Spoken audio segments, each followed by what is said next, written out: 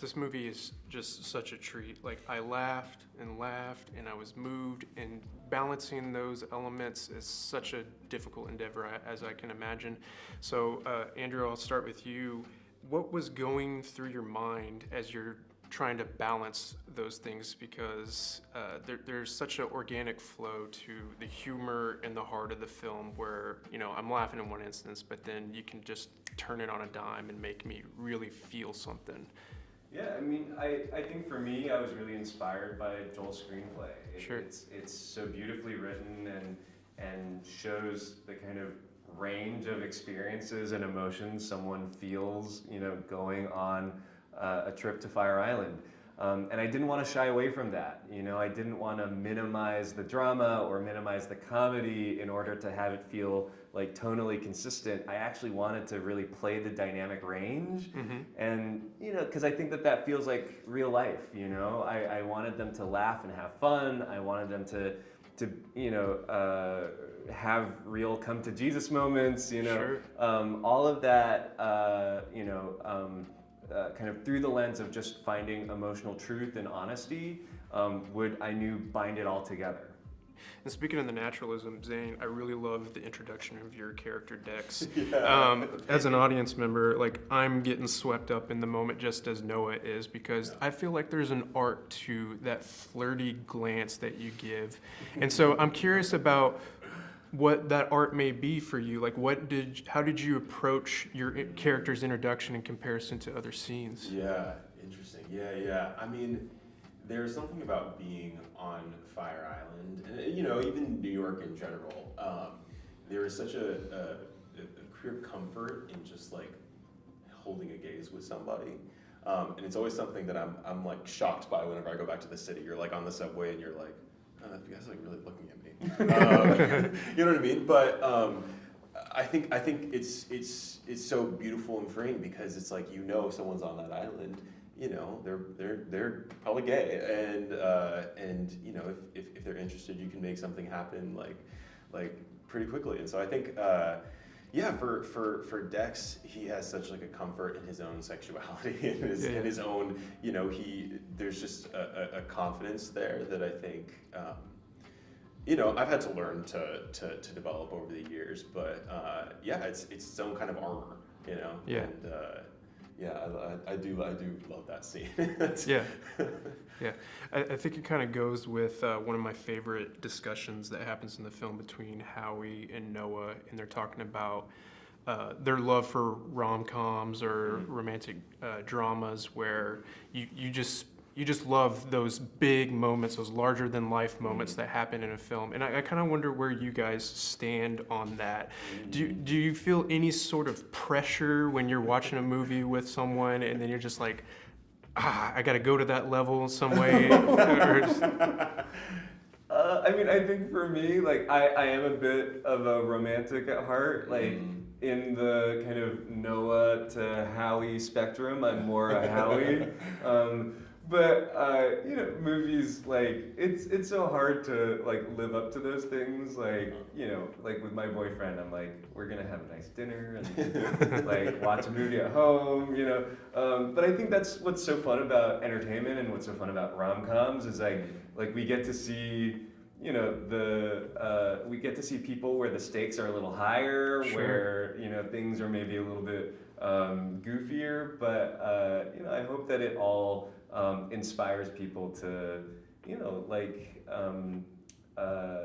to know people, be vulnerable, be romantic, if that's what speaks to you.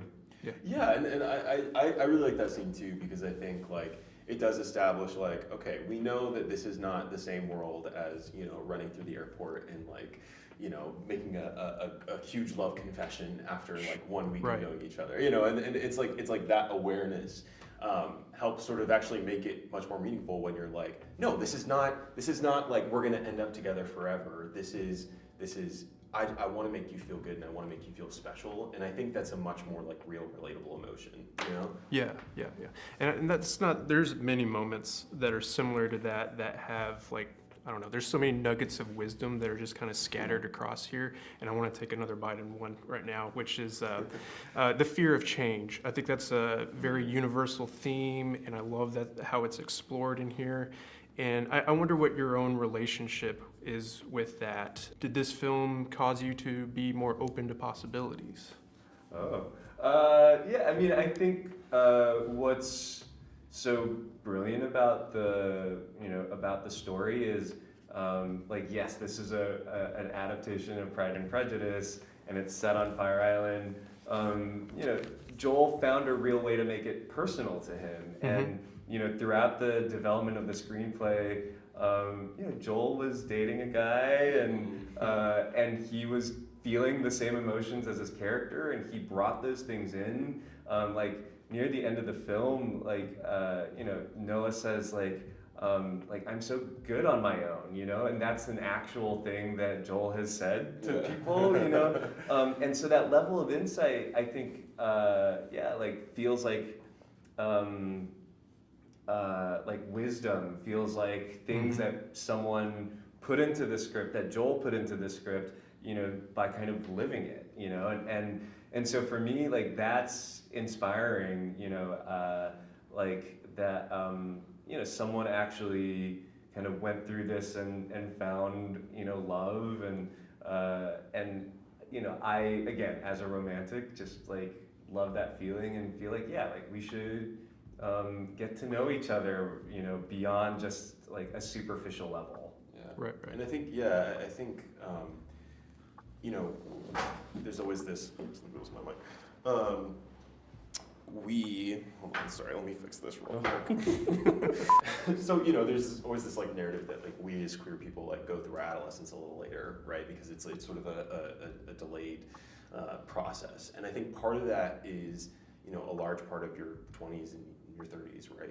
You're discovering who you are still, and it is a period of great change. And so you make these close friendships, but you constantly are in the understanding that like I'm still discovering who I am, and this could and this could change, and this certain group of people as it is right here, right now, it's not necessarily going to be permanent. And I think there's a certain comfort that we take in knowing that like we've been through this before, we've been through these great changes before. There is something good on the other side, but it's still it's a bittersweet process.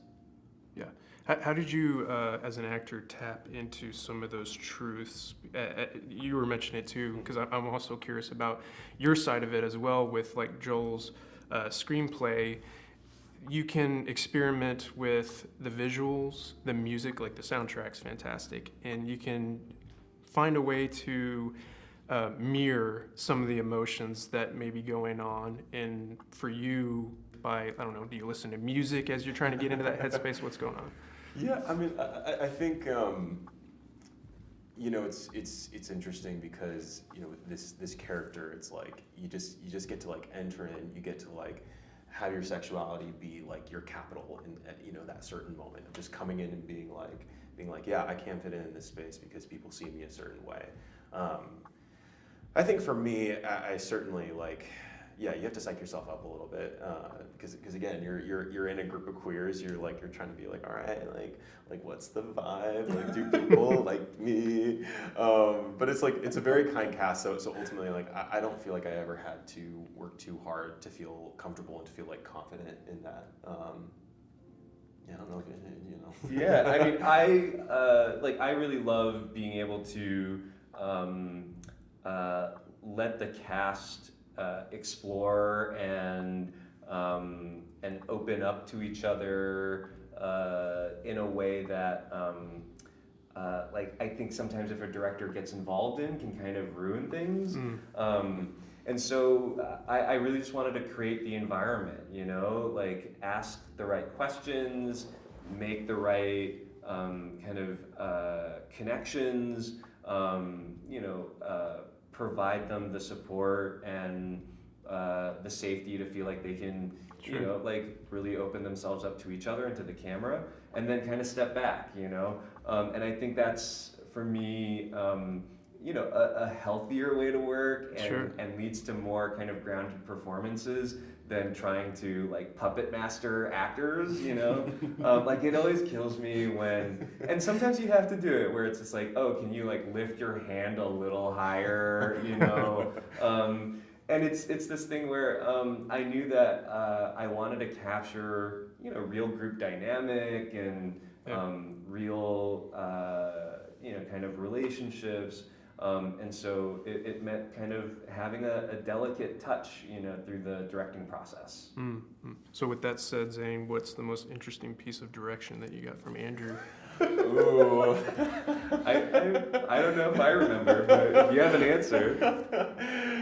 It's been a while. I will say, and so this was not for me, but it was during the scene with me and Joel, where we're in the kitchen and we're sort of talking about Conrad's character, and we're sort of getting intimate, and then Margaret comes in and just snaps us out of it or whatever, interrupts, and I just remember first of all, I mean, Margaret's a master, right? I mean, we did, however many takes of that where it's just like she got to do it however she wanted. And I remember Andrew at one point was like, do it like a British butler. And that version of it, honestly, made me laugh so much. I thought about putting it in the movie. Yeah, I mean, that's the great thing about doing a comedy is that sometimes the stupidest idea is actually like totally great and like worth trying, Like I've done indie movies that are much more dramatic in tone, and so like to give the note like be a British butler is like once in a lifetime maybe for me, but yeah, we did not go with that one in the film. Yeah. Well, yeah, you're right. I would say there's probably like a science to how you deliver a line, which is like one of my greatest belly laughs was, I don't want to rob the scene of its joke, but it involves your character mentioning the word orgy. How many times did you have to like say that to kind of figure out like where do I need to put emphasis? That like was actually a weird line, because I will say, one of the harder things to do in a scene is to like be in the scene and have one line and then that's it. Because like sometimes like you get so comfortable in like a back and forth and you can like feel the arc and have just one line, especially like a joke. And mind you, I'm around like comedians, like people who are professionally funny. I just stand there and try to like say words, I have no idea if I'm funny or not at any given time. And so I remember I had to massage that a little bit, but we had fun with it. Yeah. I mean, because you're also, it's like such a fun environment. Like, you have like Matt and Tomas just hanging off your shoulders. Yeah. Yeah, that was a fun day. I was like, I could just like sit here and listen to, like, watch people work, do their ad libs. It was great. Yeah. Speaking of like watching people work, it was so great to watch Keegan and Luke do their My Cousin Vinny quote off, which I'm curious if I could ask, what is perhaps a movie that you could do the quote off for to kind of get somebody to win at that game? Oh God.